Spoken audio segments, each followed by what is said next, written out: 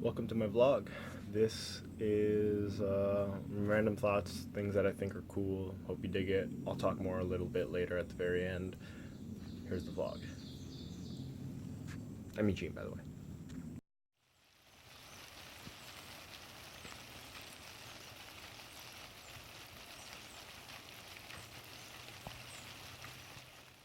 Morning. It's about 11:30 noon. Oh no!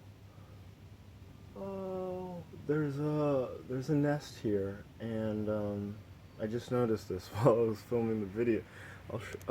Maybe I won't show you, but there's a nest up. So I'm at the playhouse here.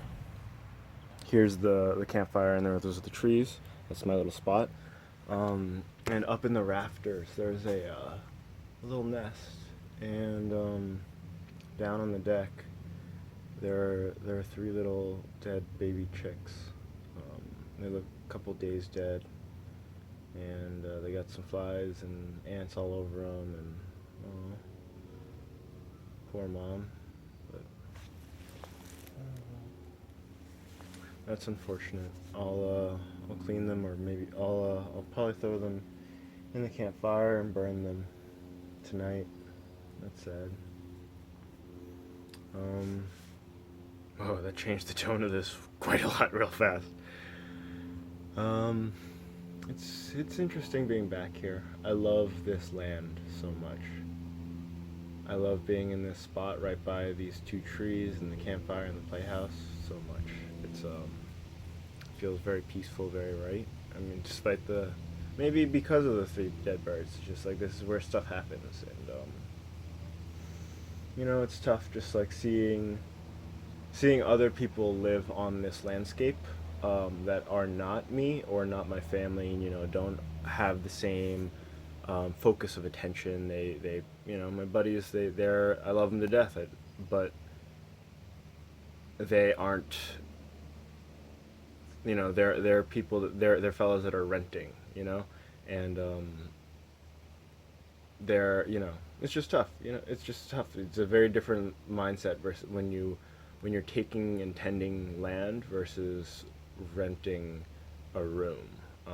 Your perspective just changes, and I see it in little things, just like where they stow stuff, temporarily. But it's like this is a walkway. It's very tough, and I'm trying to clean up, but I'm also trying not to change the tone of of the house, of like how they interact, because I'm only going to be here for another week, and they're going to be here for maybe another year, maybe another couple of years. So it's like very tough for me to come in and tell them how to live their lives, and how like change the standards of living for themselves, because I'm not going to be here. And as much as I would like to, it's why is it? Am I trying to control them, or am I trying to take care of the land? And the land will be fine. I mean, in the long run, it'll outlive us all. So I'm going to stack some wood today, maybe work out a little bit, do some bench, some sled pulls. What's nice is that I have two dog sleds here in New Hampshire, and I'll be bringing them back down to Florida, so that'll be a lot of fun to have them down there. And I love them. I love it to death. And I may even slackline. I don't know. It's 4th of July. I have no plans. There's some of my neighbors over across the way. They do this every once in a while. On like Memorial Day, or like big some nice holidays. It sounds like they have a bunch of people together that like play folk music. I hear like a mandolin, a banjo. They sing a lot of folk songs. It's really, really nice to hear in the background. And it's like that low level where I know music is being played, but I can't necessarily hear every word, and it's not loud. It's just so nice, like sort of like the birds chirping. It's just like natural background um, sounds.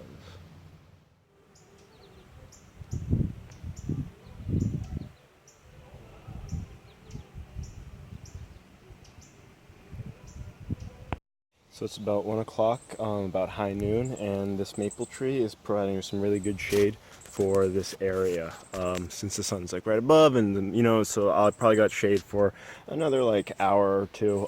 So I'll just stack some wood and address this big old thing. I'm gonna put it right in there.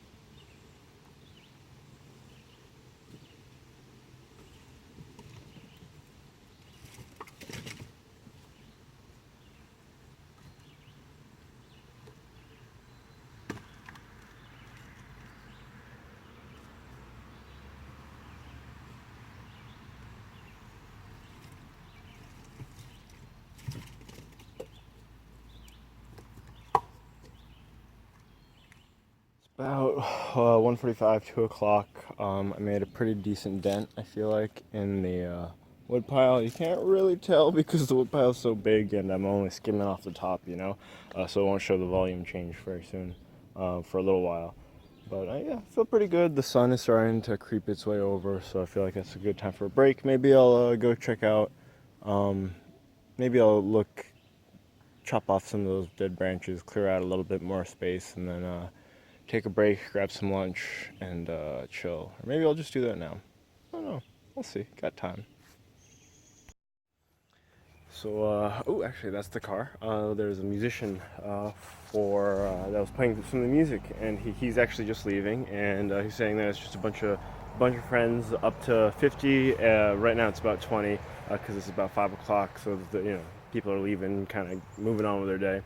But yeah, it was nice, fun to talk to, and now I'm on the far eastern side of the property. It's like through the driveway, and you can see like that's the driveway, some daylilies, garden on both sides, and over there sort of, and this is like the big mass of Christmas trees, and you can see here where some of the sun gets a little weird, that it's pretty weird, pretty dead.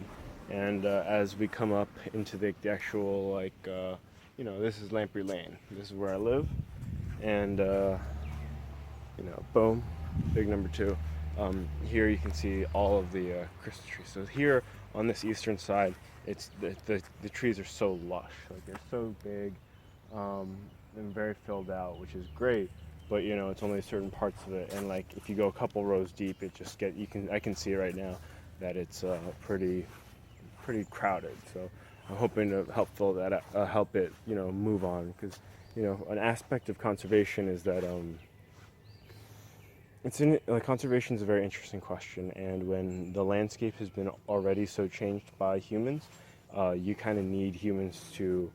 It's weird, but like this is a very specific example of planting this many trees, and then like 20 years later, 30 years later, what are the downstream problems? And here where I live, there's a street called Mast Way, and that's because there used to be trees that used to grow so big and so straight that they used them for tree masts.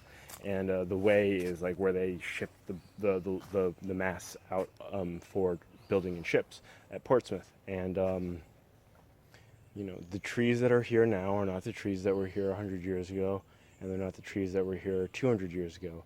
So when you start thinking about, a lot of people think of conservation as sort of leave nature alone and let it do its own thing, but sometimes we've altered the balance so much that what we think is natural is still a very severe imbalance, and it's just a very interesting problem. Like we humans have messed stuff up so much that how can we really back away and not fix some of the things that we've jacked up? And not that we've necessarily jacked up this landscape here on our land, but just in general. So it's a very interesting thing, and I want to see what this will look like in 30 years. So these are daylilies, the flowers, and as you can see, they grow on these tall stalks, and each stalk has like little buds for flowers. And so this is the flowery. This is like pre-flowering, like a nice little bud, and this is a post-flower. And so what you can do is you can pick these like buds right before they're about to flower. So that's a little green. This one right here is great. You can see it's got that nice little orange tinge to it. And then what you can do is you can just fry them up. Tastes pretty good. What's really cool about them is that because they have a bunch of buds that grow in different stages, it's like by its very nature, you can't over harvest all of it. So you always have to leave a little bit behind. The ones that are already flowering, you got to let the plant flower, pollinate, spread its stuff. And so you just pick the ones that are good for that day, and then a couple days later, boom, like another crop are growing, and like getting big and strong. So it's great. I love it. This is actually my first time doing it, so we'll see how it tastes.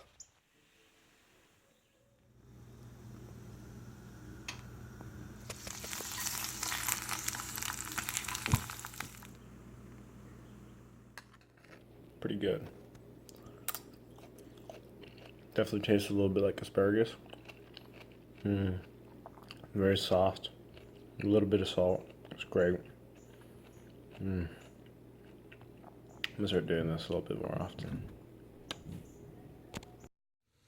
If you liked what you saw, I hope you did. You can check out more stuff like it at mnmwod.com or mnmwod.com or Mobility and Mindfulness Work of the Day. Check out On Death Podcast. That's the podcast where we talk about death through the 4 prompts: I am, before I die, I want, when I die, I want, and after I die, I want. You can find that on iTunes or your favorite podcasting app, or again at mnmwod.com. So, again, this is Eugene Kim, signing off.